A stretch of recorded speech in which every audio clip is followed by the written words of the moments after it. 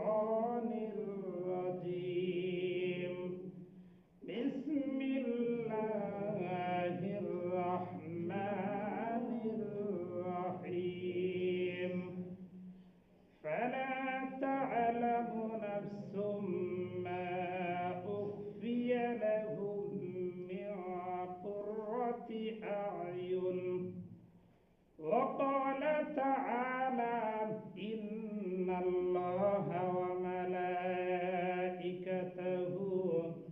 يصلون على النبي يا أيها الذين آمنوا صلوا عليه وسلموا تسليما সবাই পড়েন বালাগাল উলা বিকামালিহি কাশাফাত দুজা বিজামালিহি হাসানাত জামিউ খিসালিহি সাল্লু আলাইহি ওয়া আলিহি।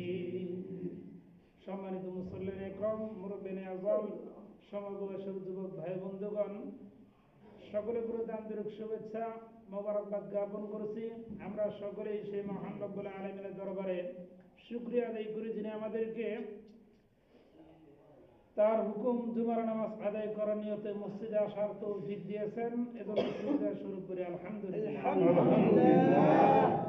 সেই সাথে কিছুদিনের কথা, যেই কথা শুনলে ঈমান বাড়ে, যেই কথা শুনলে আমলের প্রতি জজবা সৃষ্টি হয়, আগ্রহ সৃষ্টি হয়, এরকম কিছুদিনের কথা বলা এবং শোনার মতন সুযোগ করে দিয়ে আগে আগে মসজিদে আসার তৌফিক দিয়েছেন, এজন্য শুকরিয়া স্বরূপ করি আলহামদুলিল্লাহ।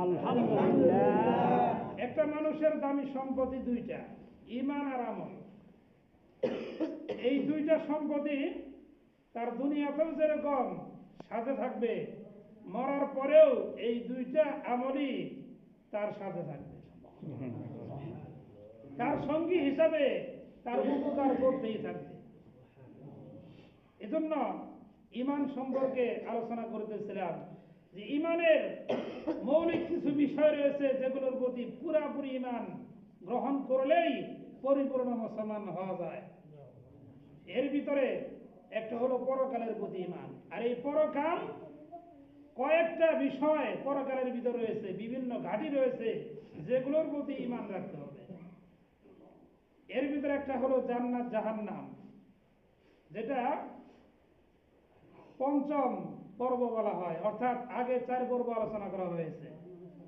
জান্নাত জাহান্নাম, এই জান্নাত হলো এমন একটা জায়গার নাম যেটা আল্লাহ পাক রব্বুল আলামিন দুনিয়াতে যারা নেককার বান্দা হবে, পরহেজগার বান্দা হবে, ওই সমস্ত বান্দাদের পুরস্কারের স্থান, পুরস্কার স্বরূপ আল্লাহ তাদের জন্য ওই জান্নাত তৈরি করেছেন।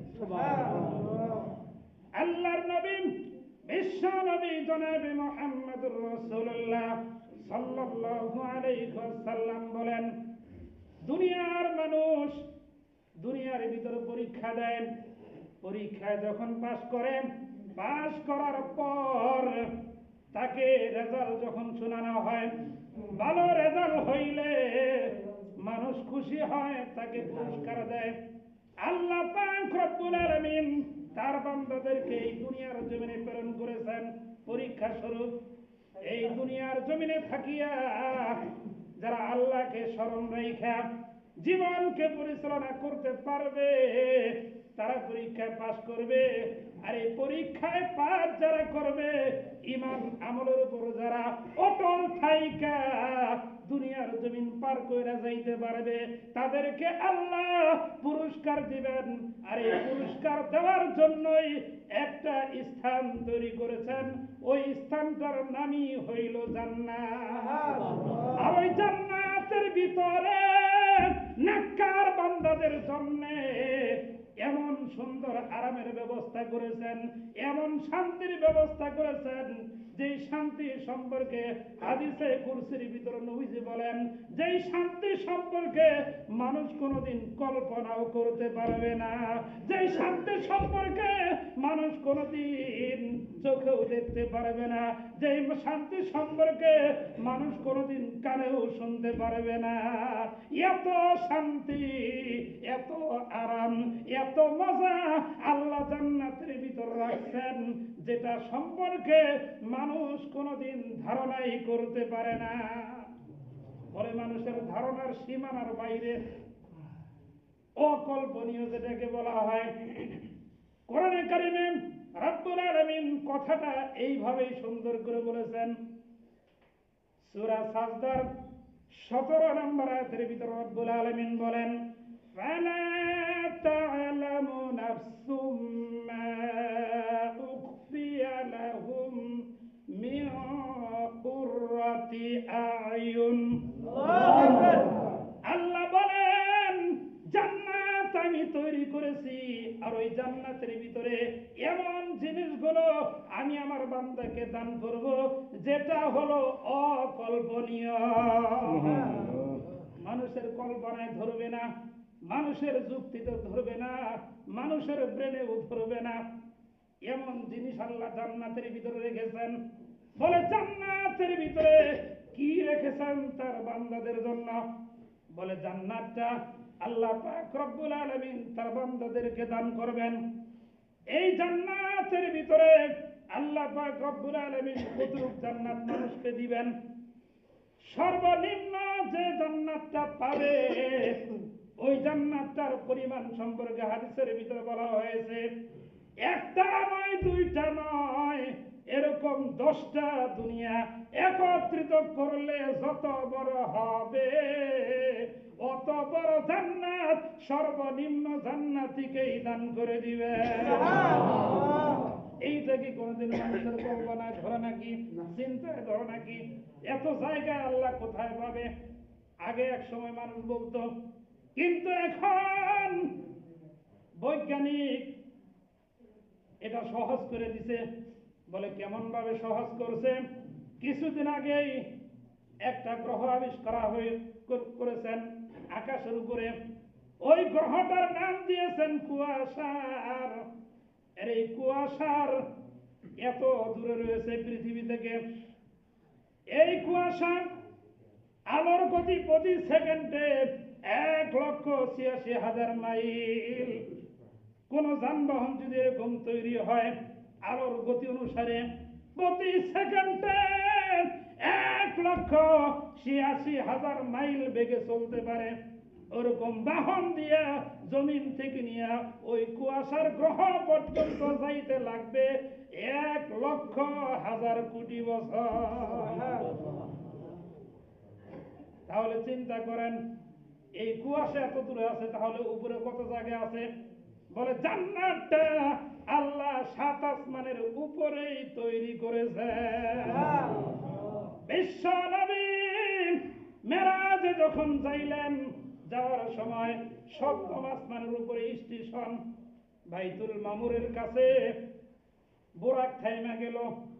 নবীজি ডাক দিয়ে বলে, ভাই জিবরাইল, আল্লাহর দরবারে এসে গেছি নাকি? জিবরাইল ডাক দিয়ে বলে, হুজুর গো, এইখান থেকে নিয়ে আল্লাহর আরশ আজিম পর্যন্ত যেটুক আসছেন তার চাইতেও আরো হাজার হাজার কোটি কোটি মাইল দূরে। এইখান থেকে আপনাকে নেওয়ার জন্য নতুন আরেকটা বাহন আল্লাহ পাঠাইবেন। ওই বাহনটার নাম হলো রফরফ। আর এই রফরফ সম্পর্কে নবীজি বর্ণনা দিয়েছেন, দেখার মতন সিংহাসন, বসার মতন আসন। আমি যখন ওই আসনের ভিতরে বসলাম তখন এত দ্রুত গতিতে চললো, আমার কাছে মনে হলো বুরাকের গতি ছিল চোখের পলক যত দূর যায়, এক এক কদম এত দূর যাইতে পারে। আর এই রফরফের গতি তার চাইতে 1000 গুণে বেশি। জিবরাইল বলে, হুজুর গো, এইখান থেকে উপরে আল্লাহর নূর বিরাজ করতেছে। এই 7ম আসমানের উপরে শুধুমাত্র আপনার অনুমতি আছে, আর কারো অনুমতি নাই। আমি জিব্রাইল যদি যাওয়ার চেষ্টা করি, আমি জিব্রাইল সহ আমার 600 পাখা সহ আল্লাহর নূরে পুরে ছাই হয়ে যাবে। প্রাণের বন্ধুগণ আমার, কোরআনে কারিমের সূরা নাজমের 13 থেকে নিয়ে 15 নম্বর আয়াত, এই আয়াতগুলোর ভিতরে আল্লাহ তাআলা উল্লেখ করেছেন, ওয়ালাকাদ রাআহু নাযলাতান উখরা ইনদা সিদরাতিল মুনতাহা ইনদাহা জান্নাতুল মাওয়া। আল্লাহ বলতেছেন, আমার হাবিব যখন সপ্তম আসমানের উপরে জিবরাইল আলাইহিস সালামকে দেখলেন সিদরাতুল মুনতাহার নিকটে। সিদরাতুল মুনতাহা হলো একটা বড়ই গাছের নাম, যেটার পাশে জান্নাত অবস্থান করতেছে। আর ওই বড়ই গাছটা এত বড়, নবীজি বলেন ওই বড়ই গাছের এক একটা বড়ই হলো হাজারের মক্কার মতন। মক্কা নগরীতে ওই সময় হাজার নামক একটা জায়গা ছিল, ওই জায়গার ভিতর বড় বড় মটকা তৈরি করা হতো। এখনো তো অনেকের বাড়িতে মটকা আছে, আগের মটকা, ঠিক কিনা? যে জায়গার ভিতর মানুষ ধান হয়, এত বড় বড় মটকার মতন এক একটা বড়ই হবে, ওই গাছের এক একটা বড়ই। আর এক একটা পাতা হলো হাতির কানের মতন বড় বড় পাতা। এই বড় বড় বড়ইগুলো বলে কে খাবে? বলে এত বড় বড় বড়ই আল্লাহ জান্নাতি বান্দাদেরকে খাওয়াইবে।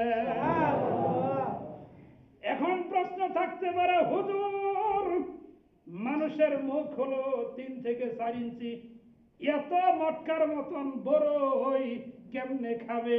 বলে একটা মানুষ যখন জান্নাতের ভিতরে প্রবেশ করবে, ওই মানুষটা লম্বা হবে 60 হাত, আর তার মুখটাও হবে কমপক্ষে 4 থেকে 5 হাত লম্বা। আর ওই 5 হাত লম্বা মুখের ভিতরে বর্তমানের বড়ইগুলো বোঝাই যাব না, ঠিক কিনা, কি খাইতেছে। এজন্য মানুষ যত বড়, জান্নাতি মানুষের জন্য আল্লাহ জান্নাতি বড়ইটাও অত বড় তৈরি করেছে। শুধু তাই নয়, হাদিসের ভিতরে অকল্পনীয় জান্নাতের বর্ণনা বিশ্ব নবী দিতে গিয়ে বলেন, জান্নাতের ভিতরে এক একটা ফলের গাছ এত বড় হবে, আপনারা দেন সুবহানাল্লাহ বলতেছেন, একবার সুবহানাল্লাহ বলার সঙ্গে সঙ্গে জান্নাতের ভিতরে একটা গাছ তৈরি হয়, ফলের গাছ তৈরি হয়। বলে ওই ফলের গাছটা এত বড় হবে, ওই গাছের ছায়া অতিক্রম করতে যাইয়া দ্রুতগামী ঘোড়া যদি 500 বছর পর্যন্ত দৌড়ায়, তারপরেও ওই গাছের ছায়া শেষ হবে না। চিন্তা করছেন? কল্পনা দুর্বল। শুধু তাই নয়, বিশ্ব নবী বলেন এত বড় ফল গাছের ফল কেমনে করে পারবে? আল্লাহ ওই জান্নাতে গাছের গোড়া থাকবে উপর দিকে, ফল নিচ দিকে ঝুলতে থাকবে। শুধুমাত্র কল্পনা করবে আর মনে মনে ভাববে, এত সুন্দর ফল যদি খাইতে পারতাম তাহলে কতই না মজা হতো। অটোমেটিক তার সামনে চলে আসবে, সে যখন খাবে দেখবে এত মজা, এত মজা। ওই ফলের ভিতরে আল্লাহ দান করেছেন পৃথিবীর সমস্ত ফলের স্বাদ যদি একত্রিত করা হয়, যত মজা হবে তার চাইতে বেশি মজা লাগতেছে। এরপরে ভাববে একই গাছ, ফলটা তো অন্যরকম দেখা যায়, আরেক ফলের ভিতরে দেখবে ওইটার মজা আবার আলাদা, আরেকটা ফল দেখবে আরেক কালার দেখা যায়, তখন দেখবে ওইটার মজা তার চাইতেও আরো বেশি। শুধু তাই নয়, জান্নাতি বান্দাগণ জান্নাতের ভিতরে বসে বসে দেখবে সুন্দর সুন্দর রং বেরঙের পাখি উঠতেছে, আর মনে মনে ভাববে এত সুন্দর পাখি যদি ভুনা কইরা খাইতে পারতাম তাহলে কতই না মজা হতো। কল্পনা করার সঙ্গে সঙ্গে তার সামনে ওই পাখি গোস্ত ভুনা হইয়া প্লেটে হাজির হইয়া যাবে। বলে কয় প্লেট হাজির হবে? কমপক্ষে 70টা প্লেট তার সামনে হাজির হয়ে যাবে। এই প্লেটগুলো এক এক প্লেট খাবে আর দেখবে নতুন নতুন মজা। পুরা খায়া শেষ করবে আর তার মুখ থেকে শুকরিয়া বের হবে, আলহামদুলিল্লাহ আলহামদুলিল্লাহ বলতে দেরি হবে, হজম হইতে দেরি হবে না। আর সে তাকায় দেখবে এতক্ষণ আগে যে পাখি খাইলো ওই পাখির হাড্ডি গুলো জোড়া লাইগা তার সামনে উড়াল দিয়া চইলা গেল। জান্নাতের ভিতরে অকল্পনীয় সুখ আল্লাহ রেখেছেন। পাখির গোশত দিয়ে খাবে, এটাও কোরআনে কারিমে আল্লাহ বলছেন ওয়ালাহমি তাইরিম মিম্মা ইয়াশতাহুন।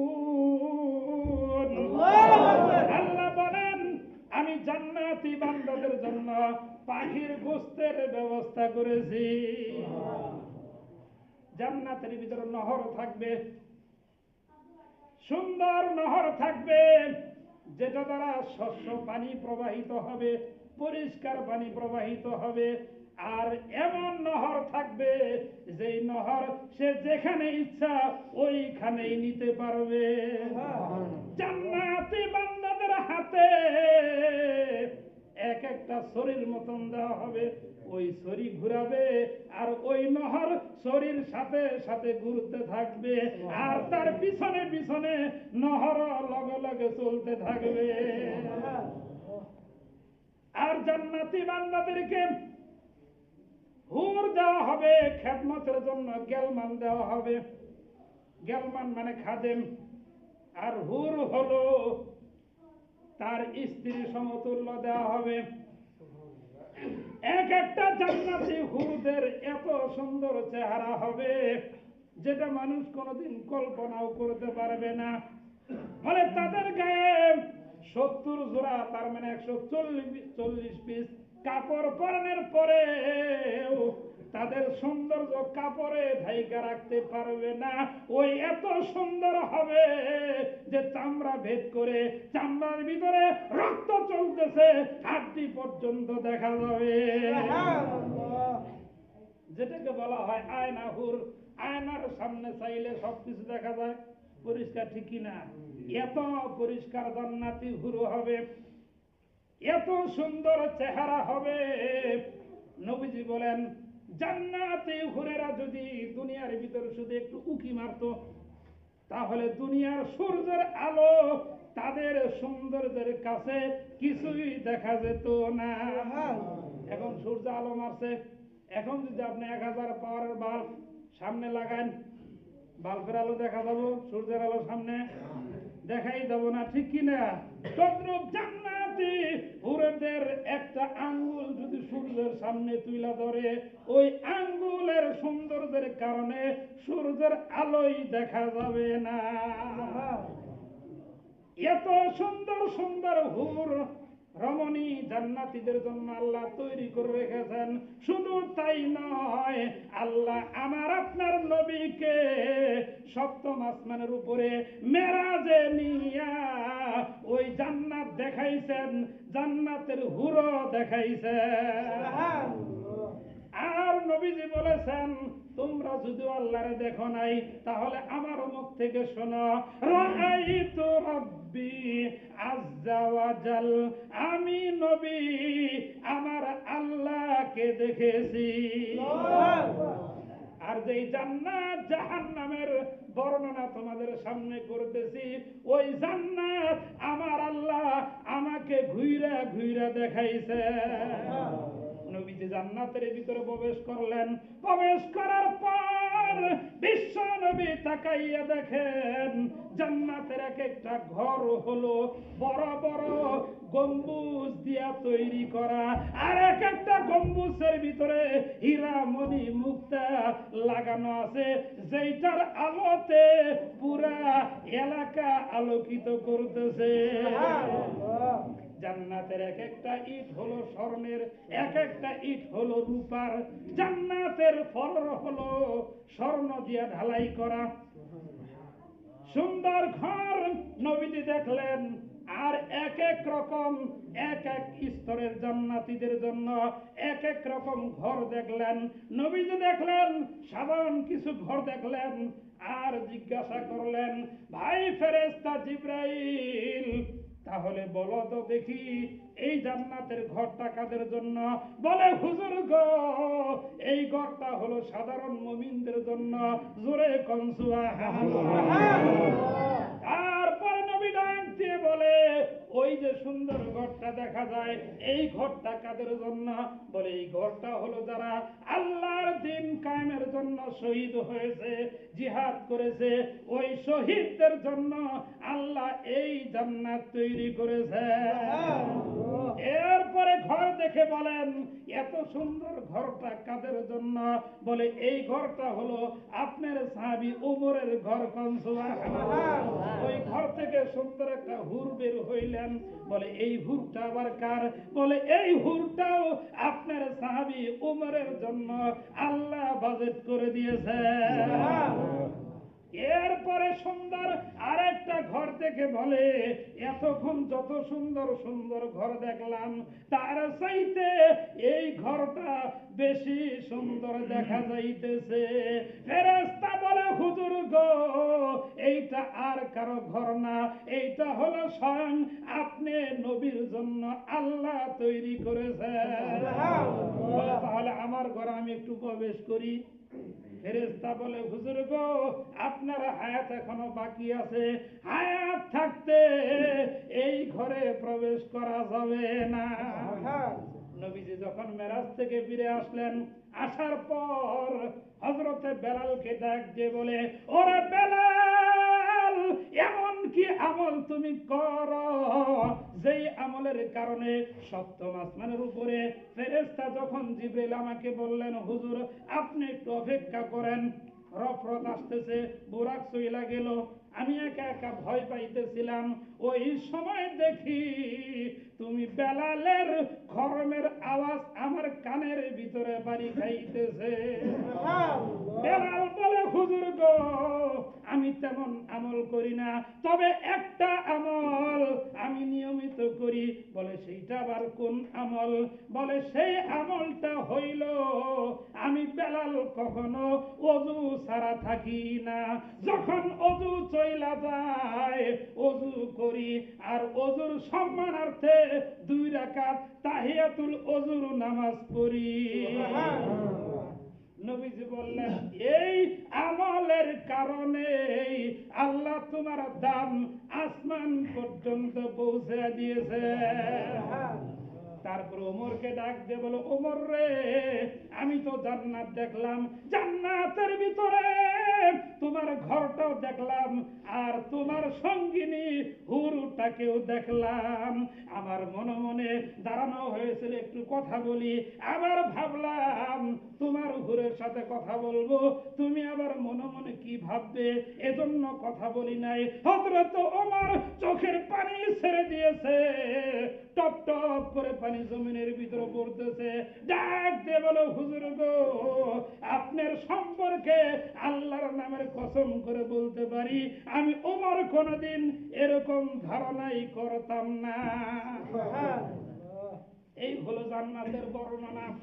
বিশ্বাস আছে না নাই? আল্লাহ আমাদেরকে সেই জান্নাত দান করেন। পাওয়ার সাইন তো কারা কারা জান্নাত পাইতে চান 2 হাত তুলে দেখান। লিল্লাহি তাকবীর, লিল্লাহি তাকবীর, আল্লাহু আকবার। আল কোরআনের আলো, কোরআন হাদিস যেখানে, গান বাজনা যেখানে, লিল্লাহি তাকবীর। আল্লাহ কবুল করেন। আওয়াজ দিয়ে বলেন আমিন। জান্নাতের যাওয়ার মাধ্যম হলো বেশি বেশি নেক আমল করা। আজকে এই যে পশ্চিম পাড়া যুবকদের উদ্যোগে মাহফিল, এটা হতে পারে আমার আপনার জীবনের শেষ সুযোগ, ঠিক কিনা? কালকে আমি পয়সা থাকবো কোনো গ্যারান্টি আছে? কোনো গ্যারান্টি নাই। এই মাহফিল আজকে আমরা শুরু থেকে শেষ পর্যন্ত সময় দেওয়ার চেষ্টা করব। আল্লাহ সবাইকে কবুল করেন। জোরে বলেন আমিন। বলতেছিলাম জান্নাতের আলোচনা, তারপরে জাহান্নাম আল্লাহ সৃষ্টি করেছেন পাপীদের জন্য। যারা গুনাহগার হবে তাদের শাস্তি দেওয়ার জন্য জাহান্নাম সৃষ্টি করেছেন। জাহান্নাম এত ভয়াবহ জায়গার নাম যেটাও মানুষ কোনোদিন কল্পনাও করতে পারবে না। জাহান্নামের ভিতরে থাকবে আগুন। এই দুনিয়ার আগুনের চাইতে 70 গুণ পাওয়ার বেশি হবে ওই আগুন। ওই আগুনকে 30,000 বছর জ্বালানো হয়েছে। প্রথম 10,000 বছর জ্বালানোর পর ফেরেশতারা বলে, আল্লাহ 10,000 বছর আগুন জ্বালাইলাম, আগুনের কালার হয়েছে সাদা। বলে আরো জ্বালাও। আরো 10,000 বছর জ্বালানোর পর ফেরেশতারা বলে, আল্লাহ এবার আগুনের কালার হয়েছে লাল। বলে আরো জ্বালাও। আরো 10,000 বছর জ্বালানোর পর ফেরেশতারা বলে, আল্লাহ 30,000 বছর জ্বালানোর পর এইবার আগুনের রং হয়েছে কালো। বলে এইটাই ঠিক আছে। এই 30,000 বছর জ্বালানোর পর যেই কালো আগুন হয়েছে ওই আগুন থাকবে জাহান্নামের ভিতরে। শুধু তাই নয়, ওই আগুনের ভিতরে বড় বড় সাপ থাকবে, বিচ্ছু থাকবে। আগুনের ভিতরে সাপ কি বাঁচে নাকি? বিচ্ছু কি বাঁচতে পারে নাকি? এটা আমাদের কল্পনায় ধরবে না। কিন্তু জাহান্নামে আল্লাহ শাস্তির জন্য এইগুলো রাখছেন। এটা বিশ্বাস করার নামই হলো ঈমান। কোন সুবহানাল্লাহ। শুধু তাই নয়, জান্নাত জাহান্নামের ভিতরেও খানার সিস্টেম থাকবে। বলে কি খাবে? কোরআনে কারিমে রব্বুল আলামিন বলেন, ইন্না শাজারাতাজ যাকুম তা'আমুল আসীম। জাহান্নামী বান্দাদের জন্য আমি আল্লাহ জাহান্নামের ভিতরে গাছ তৈরি করছি। যেই গাছটার নাম হলো জাকুম গাছ। ওই গাছের ফল হবে কাঁটাযুক্ত ফল। জাহান্নামীরা ক্ষুধার তাড়নায় ওই ফল যখন খাবে, খাওয়ার সঙ্গে সঙ্গে নারী বুড়ি গইলা পিছনের রাস্তা দিয়ে বের হয়ে যাবে। আকাশ ফাটা চিৎকার করবে, ওই চিৎকার কেউ শুনবে না।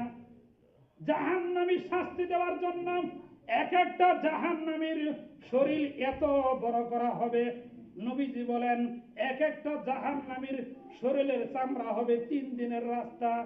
এত পরিমাণ মোটা হবে। কয় দিনের রাস্তা? 3 দিনের রাস্তা। কল্পনা ধরেন, কিন্তু বিশ্বাস করতে হবে। এক একটা জাহান্নামীর কাঁধ হবে 3 দিনের রাস্তা। এক কাঁধ থেকে আরেক কাঁধ পর্যন্ত যাইতে লাগবে 3 দিন। কাঁধ যদি এত বড় হয়, দেহটা কত বড় হবো? বুঝতেছেন তো? এক একটা জাহান্নামীর দাঁত হবে উহুদ পাহাড়, যেটা বর্তমান 3 মাইল লম্বা। এই 3 মাইল লম্বা হবে এক একটা জাহান্নামীর দাঁত। হাদিসের ভিতরে এসেছে এই জাহান্নামের ভিতরে মানুষকে শাস্তি দেওয়া হবে। 7টা জাহান্নাম আল্লাহ সৃষ্টি করেছেন 7 শ্রেণীর মানুষদেরকে শাস্তি দেওয়ার জন্য। যেই পরিমাণ গুনাহগার হবে ওই পরিমাণ শাস্তি স্বরূপ জাহান্নামের ওই স্থানের ভিতরে আল্লাহ তাদেরকে ফালাইয়া দিবে। আল্লাহ আমাদেরকে হেফাজত করেন, বলেন না আমি। জান্নাতি ব্যক্তিদেরকেও শান্তি দেওয়ার জন্য আল্লাহ 8টা স্তর তৈরি করেছেন জান্নাতের ভিতরে। তার মানে যে যে পরিমাণ নেককার হবে ওই অনুসারে আল্লাহ তাকে ওই আরামের জায়গা জান্নাতটাই দান করে দিবে। এজন্য মুফাসসিরগণ বলেছেন, সংক্ষিপ্ত করে বলেছেন, এক কথা সবাই মুখস্থ করলেই যথেষ্ট। বলে কি? দুনিয়াতে যারা রব চাই জিন্দেগি চালাবে তাদের পরকাল হবে মন চাই জিন্দেগি। মনে যা চাইবে আল্লাহ জান্নাতে তাই দান করে দিবে। দুনিয়ার ভিতরে যারা রব চাই জিন্দেগি চালাবে না, মন চাই জিন্দেগি চালাবে, কোরআন হাদিসের ধার ধারবে না, ওই সমস্ত মানুষের পরকাল হবে রব চাই জিন্দেগি। তার মানে মন যা চায় তাই করতে পারবে না, জাহান্নামের ভিতরে আল্লাহ আটকাইয়া দিবে। এজন্য আল্লাহ পাক রব্বুল আলামিন দুনিয়াতে যে কয়দিন হায়াত পাই রব চাই জিন্দেগি পরিচালনা করে পরকালে মন চাই জিন্দেগি জান্নাতের বাসিন্দার হিসেবে আল্লাহ আমাদেরকে কবুল করেন, বলেন আমিন। হয় না? আরো জোরে আওয়াজ দিয়ে বলেন আমিন।